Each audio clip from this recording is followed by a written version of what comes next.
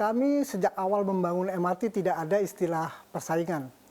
Bahkan yang kami inginkan adalah terjadi integrasi antara MRT dengan mode lain. Apakah itu LRT, Transjakarta, KRL, dan lain sebagainya. Menjadi integrasi yang sempurna. Apa itu sempurna? Sempurna itu bisa terintegrasi secara fisik, bisa terintegrasi secara layanan, bisa terintegrasi secara payment system, bisa terintegrasi secara database, bahkan branding sistemnya. Itu terintegrasi total sehingga mempermudah publik untuk berpindah dari angkutan pribadi menjadi ke transport publik. Dari car oriented ke public service oriented. Kira-kira seperti itu.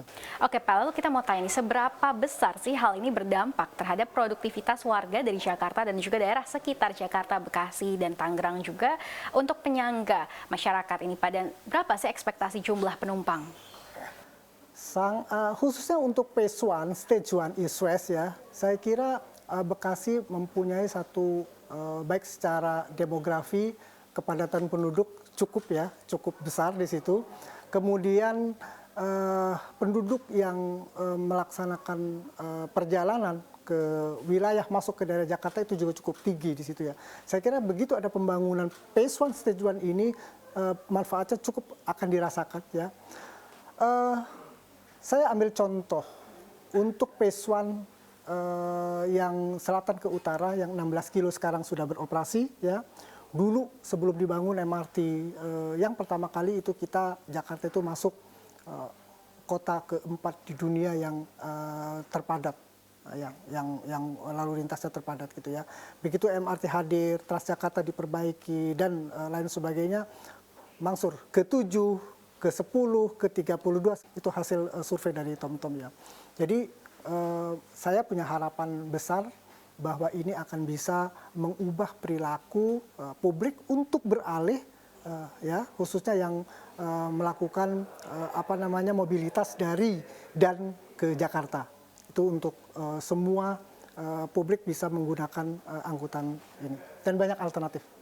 Baik Pak, terkait dengan pembicaraan terkait dengan kepadatan kota Jakarta maupun sekitar. Ini Pak Jokowi sempat menyinggung kemarin bahwa memang ia ke Jakarta macet, ke Surabaya macet, ke Medan macet, ke Bandung macet.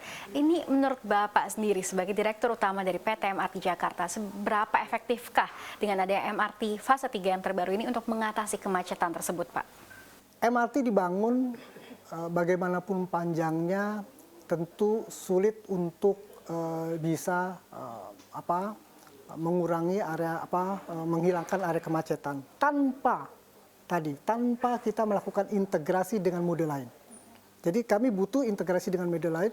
Walaupun MRT di Jakarta akan menjadi backbone, tapi ada ya bisa terintegrasi dengan LRT, dengan Transjakarta, dengan mode lain supaya ini bisa bersinergi untuk kita sama-sama mengkampanye ya. Pindah publik berharap dari kendaraan pribadi ke angkutan umum. Saya kira itu baru bisa terlaksana area kemacetan itu kalau sudah integrasinya sempurna. Yang kedua tentunya ada berbagai policy ya, policy dari pemerintah ya untuk mengurangi area kemacetan ini. Apa itu policy? Polisinya ya kita serahkan kepada pemerintah ya. Apakah bagaimana park and ride tersedia di ujung-ujung tentunya ya. Kemudian bagaimana polisi mengenai ERP, misalnya seperti itu. Dan polisi-polisi lain yang kira-kira bisa menjadikan masyarakat bisa berpindah dari pribadi kepada angkutan umum. Itu kira-kira. Oke baik Pak, kira-kira nih apakah ada hal yang perlu dievaluasi dari pembangunan MRT fase sebelumnya dan yang menjadi catatan gitu bagi pembangunan MRT di fase 3 nanti Pak? Ya, satu menurut saya ya yang perlu menjadi lesson learn. Kalau saya tidak mengatakan evaluasi adalah lesson learn ya. Tadi saya sudah katakan bahwa pembangunan MRT fase pertama Lebak Bulus Bundaran HI itu adalah karena ini adalah first time ya. Membangun, jadi kita fokus kepada infrastruktur dulu, pembebasan lahan infrastruktur kereta, ya, tanpa mempertimbangkan pengembangan kawasan dulu. Jadi pengembangan kawasan baru dilakukan setelah MRT fase 1 operasi. Untuk fase 2 dan fase 3, mengambil dari pelajaran itu, kita tidak lagi demikian. Tapi kita membangun infrastruktur dan pengembangan kawasan itu dalam satu waktu, paralel. Itu kira-kira. Lalu total biaya dari MRT fase 3 tadi Bapak sampaikan adalah 160 triliun rupiah. Ini bagaimana saran Anda terkait dengan ongkos atau tarif yang akan dikenakan kepada masyarakat? Tarif itu adalah satu hal yang menjadi tugas dan tanggung jawabnya pemerintah untuk mengatur tarif tentunya ya. Tapi untuk pembiayaan dari 160 triliun saya kira juga tidak bisa juga sepenuhnya ditanggung oleh pemerintah, sehingga kita harus melakukan upaya kerjasama dengan pihak swasta ya. Tapi walaupun di negara lain ya membangun infrastruktur itu biasanya infrastrukturnya itu dibangun oleh pemerintah.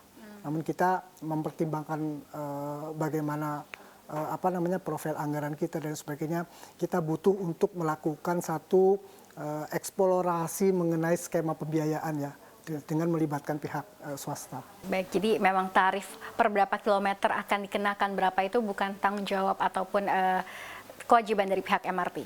Bukan, itu adalah sepenuhnya tanggung jawab dari pemerintah. Oke. Gitu. Baik, terakhir Pak, kita mau tanya apakah ada rencana pembangunan jalur MRT di wilayah yang lain lagi, yang baru?